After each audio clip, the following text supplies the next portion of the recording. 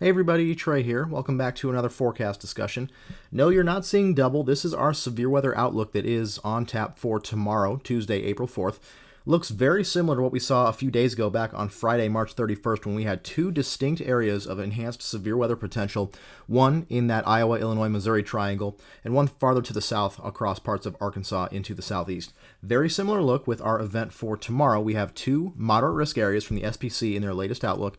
One here across eastern and southeast Iowa into northwest Illinois and far northeast Missouri, and then a separate moderate risk area down from southern Missouri through western Arkansas into far southeast Oklahoma.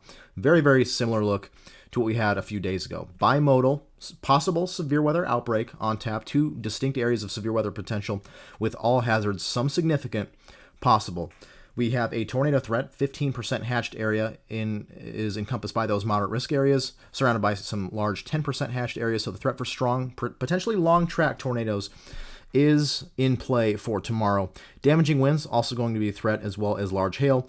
The greatest threat for large hail is going to be up in that northern mode from southeast Iowa into northern Missouri. So this video, I wanted to get this out a little bit earlier, but I have had some traveling to do today. Took a trip to San Antonio yesterday and just got back to Norman a few minutes ago as I'm recording this just after 8 p.m. So this is going to be a little bit later than I usually like to put these videos out, but I may not be able to do a video tomorrow morning because, like Friday, I may be hitting the road early to go chase this particular setup. So wanted to at least get a video out now. Don't think the forecast will change appreciably by morning. So we're going to go over some things that we're looking for and kind of compare it to what we saw back on Friday and see what some of the outcomes could be for tomorrow's event.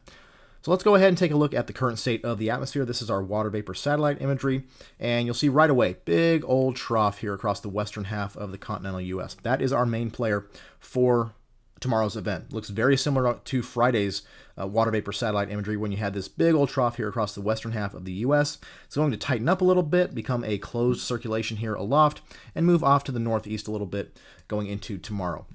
If we take a look and translate that to our upper air maps, this is at 500 millibars, and you'll see exactly what we're talking about. Very large, high amplitude trough digging down into the southwest as we have gone through the day today, and that will continue to dig through and again become a little bit more tightly wound, a little bit more closed off as it moves up into a very similar position to what it was on Friday. But we're going to detail some slight differences that may have a distinct impact on the outcome of tomorrow's event versus what we saw on Friday. But overall, the pattern is going to be similar. This high amplitude feature going to close off a little bit, become a little bit stronger with a broad belt of strong flow rounding the base of it. You can see all of these brighter blues here. Let me take the radar off so you can really see the color scheme here. But all these brighter blues in here still situated very much so on the backside of this trough. That means the trough is still maturing. It's still trying to dig down, still take on that more negative tilt, and we will see this tomorrow, all this strong flow into the exit region of this trough rounding around the base of the wave. That is a sign of a mature upper level trough. As a result, you can see a lot of southwesterly flow traversing the higher terrain out west here, so we should have seen a response in the low levels throughout the day. Let's take a look at our surface map, and you see exactly what has gone on. We have seen a very strong surface low develop across parts of Colorado into Utah. That will continue to consolidate and then deepen as it moves off into off to the northeast just a little bit, off toward the northeast Kansas, southeast Nebraska, Iowa vicinity tomorrow. So very strong surface features with this particular surface low. We have a frontal boundary draped in here. You can see the wind shift and that pressure tongue right in there leading up to the surface low. That is I believe it's our warm frontal zone. That will shift northward a little bit as we go into tomorrow as well. Will be a broad warm frontal zone. And because we already have this very strong flow, very strong warm sector has developed, and as a result, we will have a lot of real estate for storms to work with tomorrow, and that is never a good sign in these high kinematic environments like we will see with tomorrow's event. At 850 millibars, should have a pretty strong low-level jet. Let me get our normal color scheme back on here. We don't see that much yet because the overall wave is still quite far back to the west. The overall low-level cyclone still far back to the west here. We do see a little bit across the southern plains, 35 knots or so, across Texas, Oklahoma, into the Mississippi River Valley. into the Midwest. So we do have some low-level jet. That is going to really ramp up as we go into the overnight hours and into the day tomorrow. This cyclone will translate off to the east, consolidate a little bit, deepen, and as a result, we should see that very strong flow, very broad, strong, low-level jet associated with this 850 millibar low, and that will, as we know, really increase that low-level warm moist advection into the warm sector here, and it will also really increase low-level shear across the region. Shear is not going to be an issue with this particular system. We are going to see some pretty high-end kinematic profiles with this event tomorrow because of this very strong low-level cyclone that's going to take shape here and its associated low-level jet. All right, let's look at some surface data here. We're going to start with our southern sector, and you can see that we've already got a nice warm sector that has developed. And actually, let me go back a little bit here toward Texas so you can see the western edge of that warm sector. We have somewhat of a dry line back in here that it's taken shape. You can see the wind shift convergence along it, dew points in the 20s and 30s and dropping off even into the negative values here across West Texas and Southeast New Mexico. Very, very dry air out to the west here, but we have very moist air out to the east of this boundary. Dew points in the 60s and 70s here across much of Texas. That is translated to the north as well, up into parts of Louisiana, Arkansas, and that will continue to stream northward, as we know, as we just talked about, our low-level features that will stream that moisture northward into the day tomorrow. 60s dew points all the way up into the Mississippi River Valley, that Missouri Boot Heel vicinity. We have 60s dew points, and that will, again, continue to stream northward. We will have a broad warm sector south of this warm frontal zone, which you see is probably somewhere right in here. You see the wind shift, winds out of the north or northeast to the north of this boundary, and to the south of the boundary we have much warmer temperatures, and we have winds more out of the south. And again, as that surface low translates off to the east, we get continued cyclogenesis in eastern Colorado, and that low to deepen and move off to the northeast. This flow in the warm sector will continue to strengthen, and we should have that a very broad warm sector with very high dew points at the surface for tomorrow's event. Now, there are some uncertainties with this particular event, and one of those is going to be the dry air that is in play right now. This is some 0Z sounding data from tonight, and we'll go back even before we take a look at the soundings, and I'm going to put up the mid-level water vapor imagery. The blues and whites and greens are moist air, and the yellows, oranges, and reds are dry air. And you see we have a very expansive plume of dry air centered across the central to southern plains into the southeast. This is going to shift off to the northeast a little bit. We will have some of this dry air in play.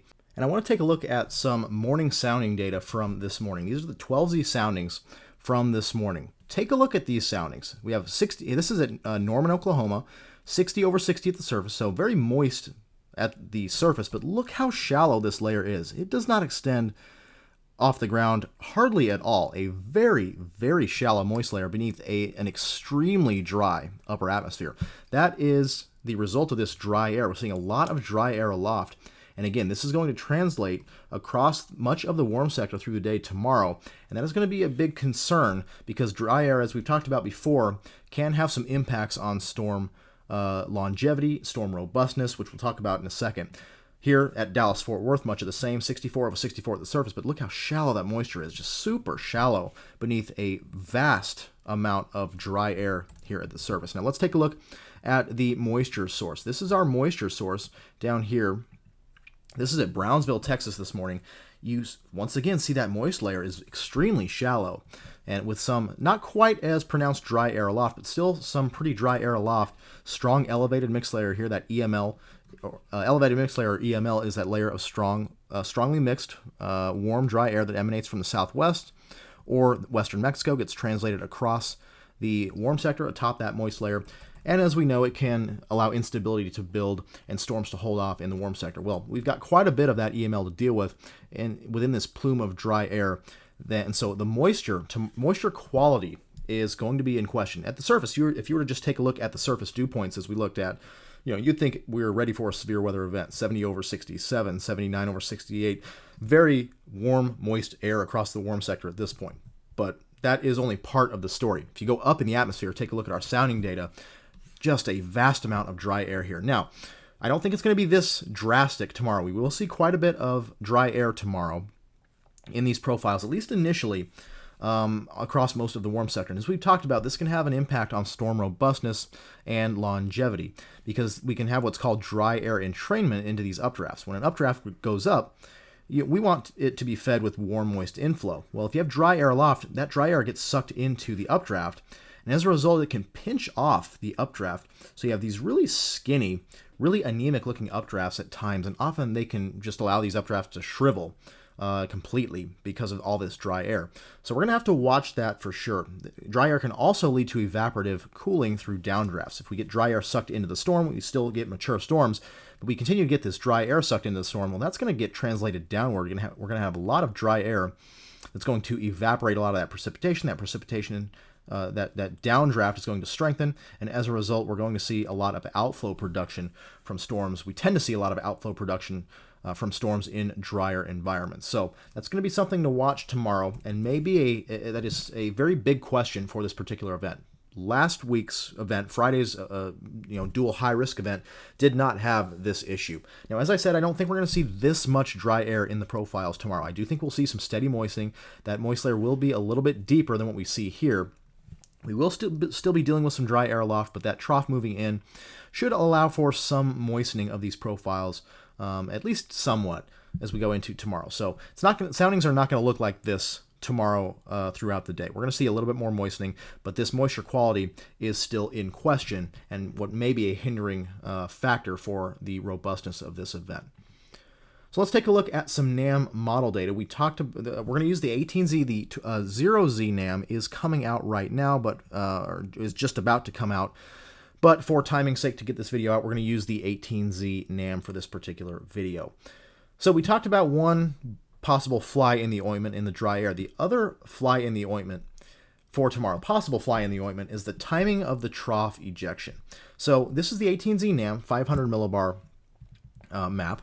And as you can see, very well analyzed trough here, strong flow rounding the base of that trough on the backside as well. This is going to go through a very similar progression to what we saw for Friday's event. It's going to start to close off, take on more of a neutral to negative tilt as we go into tomorrow. But notice where the trough is located. This is the center of the trough right here, the core of that closed low. This is at 21Z or 4 p.m. Central Daylight Time on Tuesday. And I'm going to take a look back at 500 millibar data from Friday's dual high risk event. This is our 500 millibar data from Friday. Watch where the low is at 21Z. The center of the low is right here over the Nebraska-South Dakota border, hedging toward a little bit farther east along that Nebraska-South Dakota border vicinity. Well, look where it is here. It's still way back here on the Wyoming-Nebraska border. So if you were to compare these, this is a significant difference in the timing of the trough. This could have very significant implications on what happens tomorrow versus what happens on Friday when the trough was a little bit farther to the east. If we go back to Friday, again, this is at 21Z, 4 p.m. Central Daylight Time on Friday, March 31st. And you'll see because that trough is much farther off to the east, our exit region, our forcing, is firmly entrenched in this region. So we don't have an issue firing storms because for our northern target, we're well within that left exit region of the upper level trough, closer to that cold air aloft. No issues initiating storms in the northern mode. Southern mode as well. We're much more on the fringes of this jet streak. We talked about this in our forecast discussion for Friday's dual high risk event. That even though we were on the fringes here of the overall jet streak, which is right in here, we have forcing. It's going to be a little bit weaker farther south, but we still have forcing to go. And we got plenty of storms to go in western Arkansas, moving towards central Arkansas by early on Tuesday, about midday, early afternoon. So the forcing was not a problem with this particular event on Friday. Now for tomorrow's event, because the trough is lagging back a little bit, that could have a number that could be problematic from a storm chasing perspective, if you will, if you're trying to see storms, robust storms during the day tomorrow across most of the warm sector. Number one, the forcing is lagging back.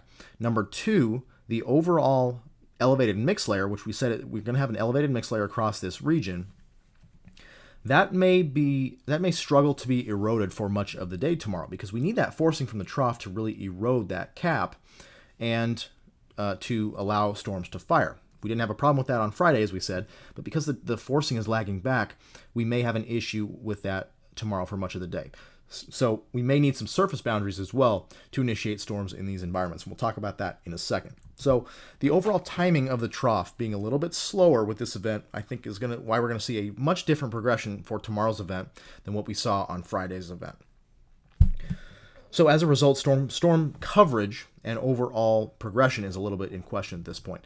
Now let's take this a little bit farther out. So we go through the day. Finally, the forcing for sure gets entrenched into this region by the late afternoon on tomorrow, and we should see storms, at least some storm development, whether it's north of the warm front, and maybe some potential for stronger storms here in the warm sector near that warm frontal boundary in that moderate risk area tomorrow, especially late afternoon into evening tomorrow. Now the southern mode as well, we are once again located on the very fringes of this jet streak. It is a very expansive jet streak, so we again very wide berth of severe weather tomorrow. But once again, because because we're only going to be starting to be on the fringes of the forcing, starting right around 0Z, right around 7 p.m. or so or after. So starting to go into the evening, into the overnight hours, where we really see that forcing take shape across this region. That's when we're going to see our main window for severe storms. That's going to be evening into the overnight hours. So whereas we had a daytime event on Friday, this is going to be a much more nocturnal event for the southern mode. So very big differences in the timing of this trough. One thing as well, we've also seen a trend in the shape of this trough. I want to go back a few days. Let's go to our 12Z run on 2 days ago. So notice, first of all, this is from, again, 2 days ago. This is our 12Z NAM run from April 1st. Today's April 3rd. Notice the orientation of the trough here. Much more negative tilt to this trough, which, as we've talked about before, means a little bit stronger, a little bit better ingredients for severe weather, and a better orientation for storms within that open warm sector, better threat for severe storms. And look at where the placement of that low is. The center of the low is right here along the Nebraska-South Dakota border. And you can see as we go to our current model run, it's shifted back to the west just a little bit, and we see a much less negatively tilted feature with this wave. It's almost slightly positively tilted, and this is at 7 p.m. Central Daylight Time tomorrow. So I'll go back one more time. This is our earlier model runs. Much better look to that, a little bit more negative tilt, very much more similar to what we saw on Friday.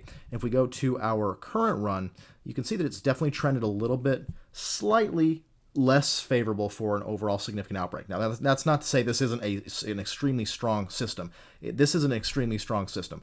And we've talked about before that even if a system is slightly positively tilted, doesn't mean that you're going to see a poor severe weather event, from a chase perspective, as in no storms or a messy event. This still has a very very good chance of being a high impact event.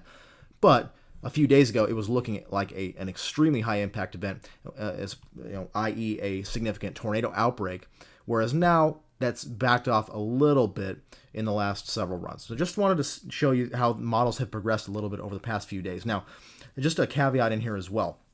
I'm just looking at the NAM right now.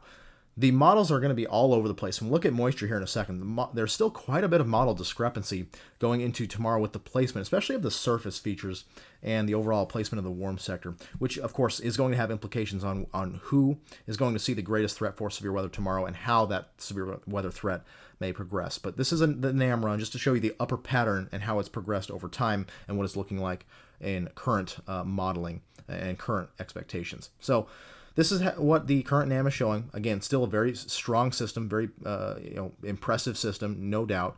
But it does have a little less favorable look compared to what we saw on Friday. But still a very nice exit region with this trough, very strong, spreading apart of those wind vectors in the upper levels of the atmosphere. If we go up to 250 millibars, we see that as well. Some strong defluence aloft, those wind vectors spreading apart. That leads to rising motion across the area that will be set the stage for possibly for severe storms. Again, we had those other caveats that we said, the dry air, the capping, and the timing of this system that may hold that back. But overall, we should have enough synoptic scale lift to at least set the stage for storm development.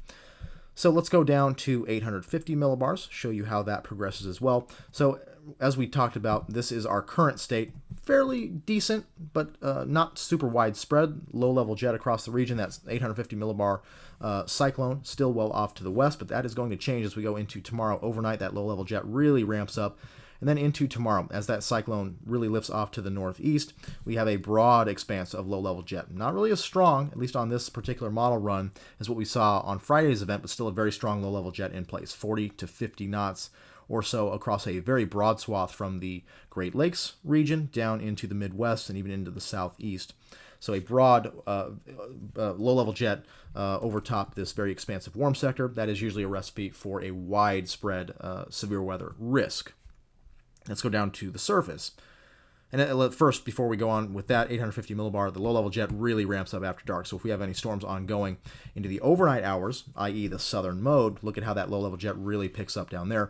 And that is where we could see a perhaps significant long-track tornado threat rear its ugly head, if you will, in Arkansas, given a very significant strengthening of the low-level hodographs and low-level shear going into the nighttime hours. So we'll have to watch that for sure. We'll go into that a little bit more detail in that in just a second. Let's look at the surface, see how that surface pattern progresses. So we've got our surface low out here to the west, warm front draped across Kansas into the Midwest right there. And as we go into tomorrow, that surface low, we're going to see renewed surface cyclogenesis there in eastern Colorado, western Kansas. And that surface low will quickly move off to the northeast, and it will be somewhere in the Kansas-Nebraska vicinity, roughly going into tomorrow afternoon. I say roughly because we do have quite a bit of discrepancy still in where this surface low is going to be placed. Let's take a look at the RAP model. You see the RAP has a much different depiction of this surface low. Very strung out, still very deep surface low, but a very surface low that is centered somewhere over here in that Iowa, Nebraska, Kansas triple point. Whereas with the NAM, the current NAM run, it's well back to the west. And the NAM is definitely the least progressive of all the models right now. If we were to look, let's even look at the GFS. You'll see the GFS is also back with the NAM. I beg your pardon. So the GFS is definitely back here with the NAM. We have seen a definite westward trend. Sorry about that. Definite westward trend a little bit with the overall placement of the surface low. If we go back a few runs here, that surface low once again was up here, given the slightly more progressive, slightly more negative tilt trough. That was a little bit farther up to the northeast. Now we've seen a little bit of a westward trend in the positioning of the surface features, and therefore that's why you see the NAM has that surface low up here into northern Kansas, southern Nebraska, and that may impact how far west storms start to form tomorrow afternoon. Let's take a look at our moisture. So as we said, our moisture, we have a very broad warm sector in place at this point still, and as that surface low moves its way to the northeast, tomorrow we should have a very expansive warm sector. Take a look at that. That warm sector is extremely wide, and that is when you really have to raise your eyebrows because that means these storms are going to have a ton of real estate to work with. And a thermodynamic profile, usually, at least with low-level moisture, that is not going to change a whole lot over a long duration, a long expanse, and therefore you can have much longer track severe weather threats in these broader warm sector environments. So you can see by mid-afternoon or so, we have that dry line set up. Surges east a little bit and then sets up somewhere in this vicinity. At least on the NAM, it is up from southeast Nebraska into eastern Kansas down into Oklahoma. I think, again, the NAM is a little bit farther west than some of the other models. Let's take a look at the RAP. The RAP has it out in here with a little bit of mixing going on. We've seen this before with some of the models. The RAP does have a little bit weaker moisture out here closer to that dry line, especially with northern extent. We're going to ignore that for now. But the point is that the RAP model has the dry line much farther out to the east than the NAM does. Let's take a look at the HRRR, and you'll see the HRRR is on board with the NAM. We'll look closer at the HRRR here in a second. But this is where the dry line is.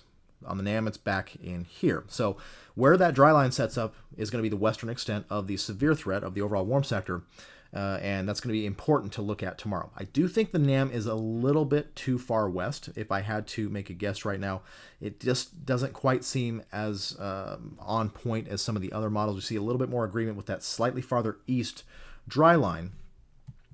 and this is at 0Z. We get that dry line, very tight dry line as well, but we'll have to watch that for sure. Storms, where that dry line sets up is going to be where storms have the ability to fire, and areas to the east are going to see that severe threat. So that where that dry line sets up is very, very important. Let's go to 700 millibars real quick and take a look if we can see any short waves. Again, those short waves are those little kinks in the flow that have the ability to be little localized engines for localized areas of storm development, when otherwise we may not see storm development across the overall across an overall region.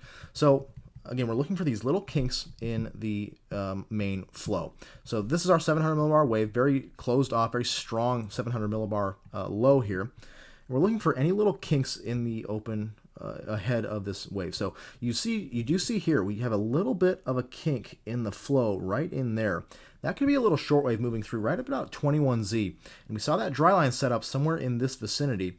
So if we have that short wave coinciding as well as the warm front up in somewhere in this vicinity, and we have a short wave moving through, that could be a little bit of an enhanced area for storm initiation right along that triple point, the northern edge of that dry line where it meets that warm front, with a little bit of support aloft from a short wave. That could be a place where we look for storm development first with this particular northern mode.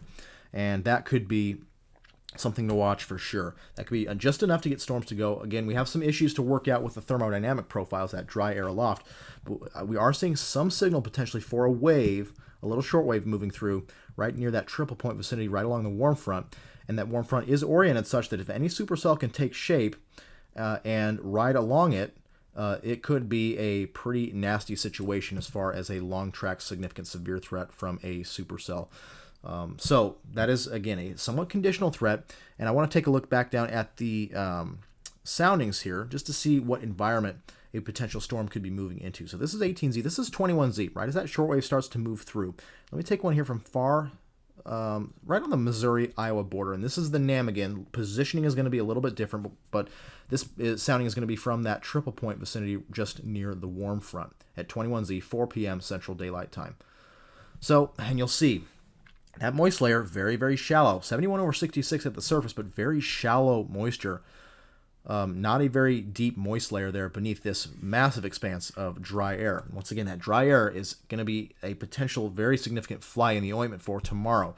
Now, as we go toward 0Z, I want to take a sounding here at 0Z, just ahead of that triple point along the warm front, just to see how that thermodynamic environment progresses. While we're waiting for that to load, we do see a hodograph, a wind profile favorable for supercells, deep layer shear very, very strong, long hodographs, over 70 knots of effective bulk shear, with some low-level curvature to those hodographs, some slight veering of those winds in the low levels. But again, capping inversion could be in place, and again, this is the NAM. It does have a cool bias. It does tend to have a cool bias, but we'll have to watch that for sure.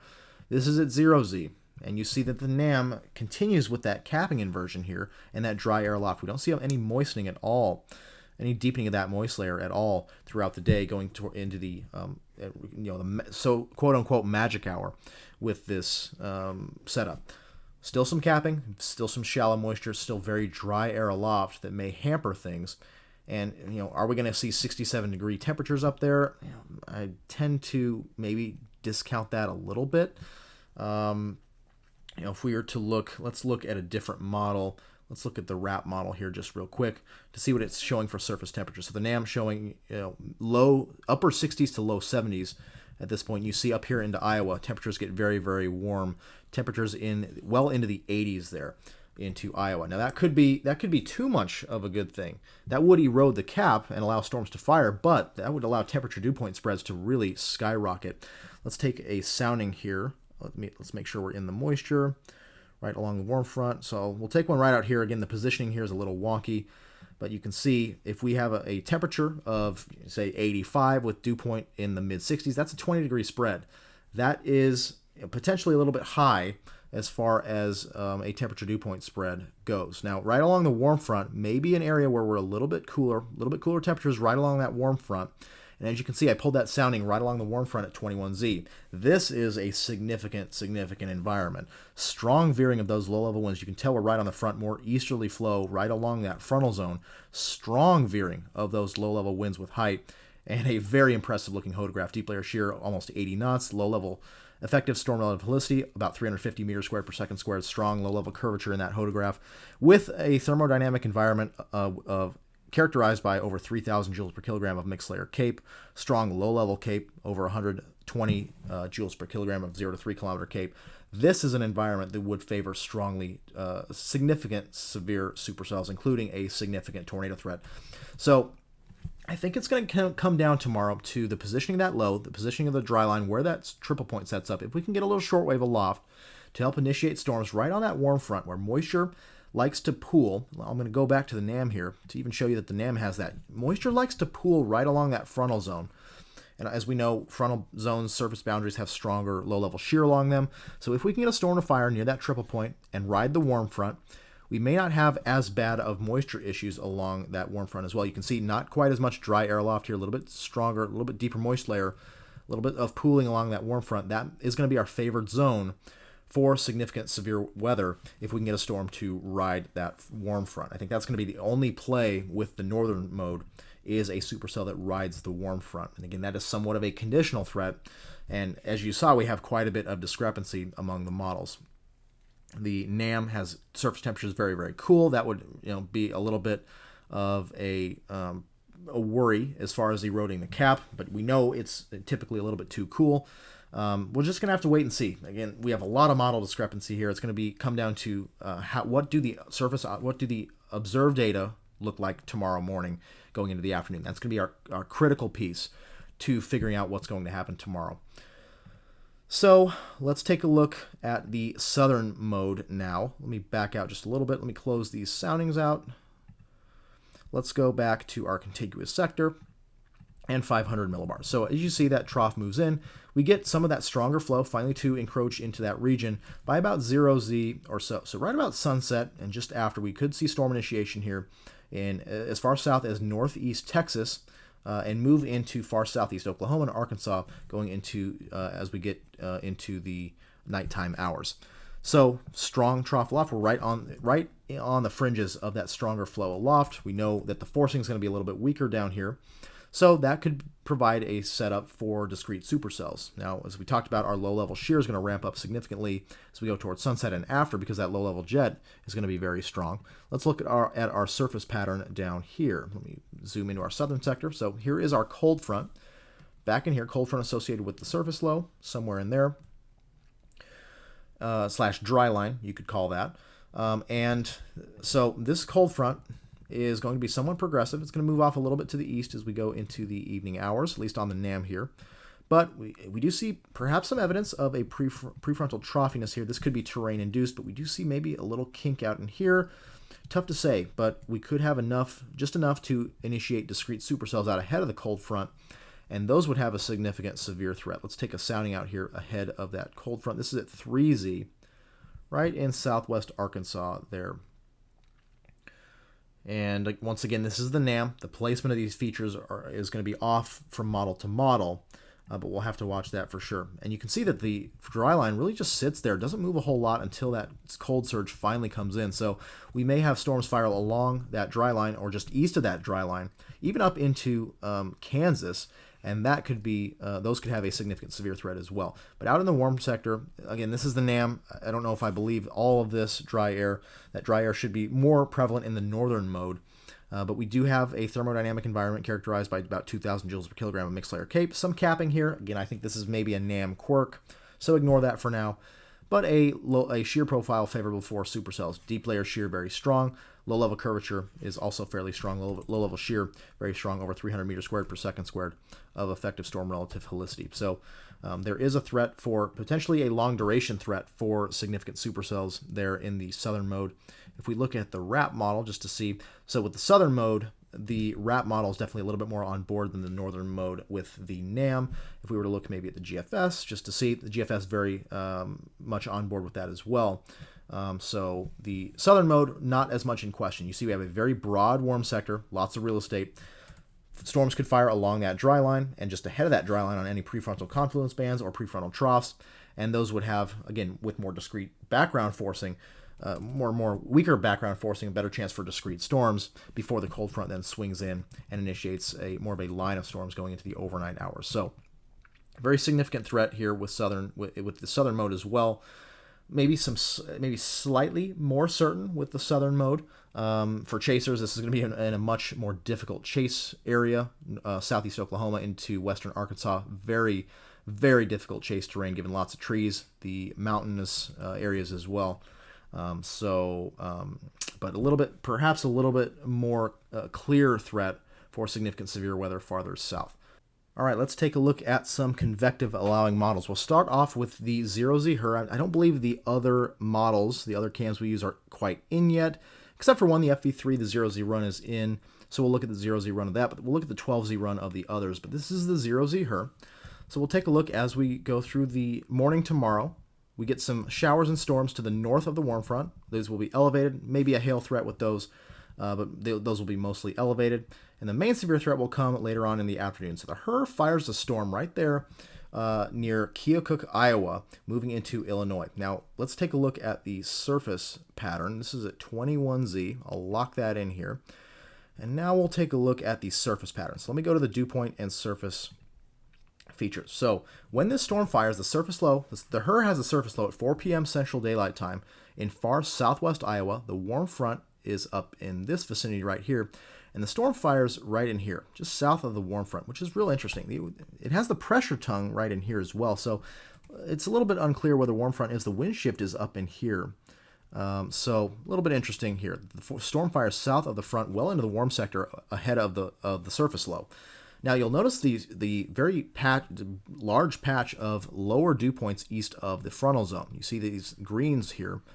Those are dew points in the 50s, and this could be a HRR issue, could not be. The HRR is notorious for overmixing. We've talked about mixing, especially in our last video on the Friday setup. But mixing occurs when you have strong surface heating. Now, and as we know, warm air rises. So as warm air goes up, we can have that as insulation occurs, but we can also have dry air mixed down to the surface as that process occurs. And that is called mixing. So that can allow dew points to decrease near the surface when you have strong surface heating. So if we get strong surface heating, we could get strong mixing here in the warm sector, especially because we have a lot of dry air aloft as we looked at on some of our sounding data. But this could also be a HRR quirk in that it does this a lot with setups. It tends to overmix. So we'll have to keep that in mind. Not quite sure. This is an interesting presentation here that it fires the storm well out ahead of the surface low, south of the warm front. So you have to wonder how accurate this is. Let's take a sounding here. So this is at 21Z, this is 22Z, so 5 p.m. Central Daylight Time. Let's take a sounding out ahead, right in the inflow region of that supercell, just to see the profile that it's going to be ingesting. And this is a little bit contaminated, so I'm going to go a little bit farther away from the storm. So let's see here. So here we go. And this is what we talked about. Some dry air aloft, strongly mixed boundary layer, low levels. That inverted V profile, 84/62 at the surface. And again, not sure if this is an HRRR quirk or an actual environment thing that could become reality. But this is very strongly mixed. That temperature dew point spread very, very high. Not super favorable for tornadoes. HRR even has some capping worked in. This is a little bit contaminated. It's a little tough to tell. We do have a shear profile, as we said, favorable for supercells and tornadoes. This is not going to be a setup lacking in kinematics. But the thermodynamics here, the dry air aloft, that possible mixing at the surface, could negate the tornado threat from these supercells up here and produce more of an outflow dominant storm mode. This is at 23Z, 6 p.m. We'll see if things have improved at all. A little bit contaminated, a little bit better low-level profile, thermodynamic profile there, but some capping still in place, some drier air aloft, a little bit of mixing. It's just not a super favorable thermodynamic look for supercells, despite an extremely favorable look on kinematically. So interesting solution here from the 0Z HRR. And then let me put back the forecast loop on this. So it continues, has that one area of supercells fire there into Illinois, and then a lot of storms fire near and just north of the warm front. Not much going on there with that northern mode. And again, this is why the timing of the trough, the drier air aloft, are much more prevalent flies in the ointment than what we saw with Friday's setup that made that much more of a slam dunk than tomorrow's setup is going to be. All right, let's go down to the southern mode. So you can see not much happens throughout the day here. We do get some trashy storms to fire out ahead in the open warm sector. Interestingly, here on the HER, tries to fire a lot of that garbagey stuff from northeast Texas, very elevated, trashy convection up into Arkansas. And then it has the cold front firing later on with not much of a supercellular look to these storms. Very interesting progression here with the HER. And that's, once again, a lot of models discrepancy here that is just adding to the confusion and the inability to make a more solid, confident forecast with this event. Let's look at the FV3 just for giggles. It handled Friday's setup fairly well. It does tend to overdo supercellular convection quite a bit, but we'll take a look at it just to see that. We'll start off with the southern mode here. You can already see the northern mode. It loves that northern mode, but the southern mode here tries to fire some supercells out ahead. Not really much going on. Some supercells here in northern Arkansas to southern Missouri, southwest Missouri. But again, we're kind of all over the place. Now let's go back to the north. And as you can see already, the FE3 loves that northern mode.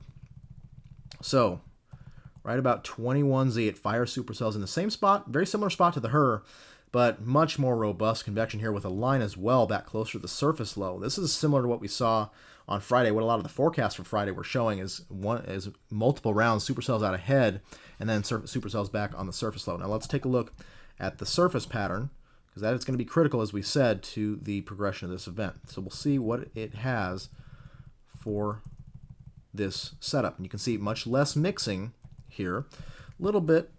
So our surface low here, you can see it's not really a tight dry line up into that surface low. A little bit broader surface low. It's it's off the picture back in here. And you don't really see that moisture tongue really feeding back up into the low that we like to see and what we saw back on Friday.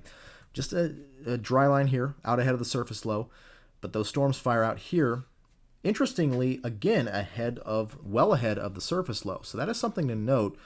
We could see maybe a little bit of a troughiness feature, a little bit of a pressure tongue here away from the actual warm front, which appears to be up in this vicinity right here. Both of the models showing that, which is a little bit interesting. But a similar situation with this convection. So the FV3 definitely likes that northern mode. Let's take a sounding here from that, and we'll see. And that's a pretty favorable look. A little bit of capping there. Again, I don't trust this FV3 model too much, but it is showing a pretty potent setup for up north. Now let's show you the ARW. We'll go to the 12Z, run 0Z, not quite out yet. So this is what it was showing at 12Z. So this morning's run. Not much in the way of convection out here with the northern mode until after dark, which is what we were concerned about. NSSL WRF, let's see the same thing with this northern mode. And you can see as we go through these that there's a lot of discrepancy still in the models that we just don't really know. A lot of questions unanswered. The NSSL WRF does fire a storm here. This looks to go quickly north of that warm front, could be quite elevated. So you can see a couple models have a very potent look to this northern mode. A lot of the models don't. So that northern mode is definitely split. Let's go farther to the south. Will be interesting to see how it progresses as we go into as we get some new model data in tonight. So this is the NSSL WRF. Tomorrow, you see it tries to fire a storm there, just gets killed off pretty quickly. Some capping concerns potentially with the trough lagging behind, and then that cold front lights up later on. So ARW, one last look here just to see this southern mode. And so the ARW, a little bit more potent with storms tomorrow. We do see some supercells fire there, even as far back west as almost the Dallas-Fort Worth metro area. Although I don't believe DFW is any significant threat for tomorrow. Maybe on the very southwest edge of the overall severe threat, but the main severe threat should be farther off to the northeast. But it does fire some supercells, and then eventually the cold front takes over. So lots of discrepancy in the models at this point. This is a very tricky forecast, far from a slam dunk. A little surprised the SBC has the moderate risk out already, given the questions we still have and concerns over the environment. Once again, dry air is going to be a major factor tomorrow that may limit storm robustness, and the overall timing of the trough is a huge factor as well. The little bit lagging trough timing may cap the atmosphere a lot and may make for a little bit more of an unfavorable look for severe weather across these areas. But nonetheless, the SPC does have a moderate risk. They do have enough confidence to have put out a moderate risk in both of these areas, eastern to southeast Iowa, northwest Illinois, into far northeast Missouri, and a separate area from southeast Oklahoma into western Arkansas and southern Missouri. So they are seeing enough of a threat, enough of an unconditional threat to put these moderate risk areas in.